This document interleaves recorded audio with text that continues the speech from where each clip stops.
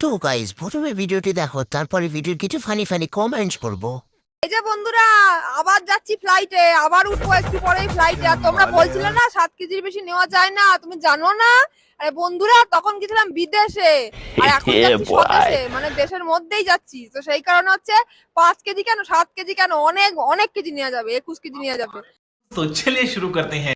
তোর কি লজ্জা ঘিন্না নাই? ফকিন্নির মতো ড্রেস পরে প্লেনে যাচ্ছিস, ফকিন্নির দল।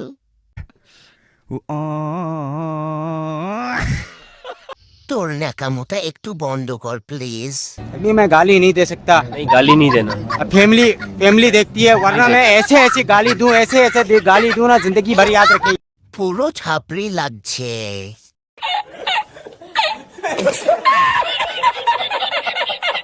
তোর বাবার আলু দুটোও নিয়ে যা।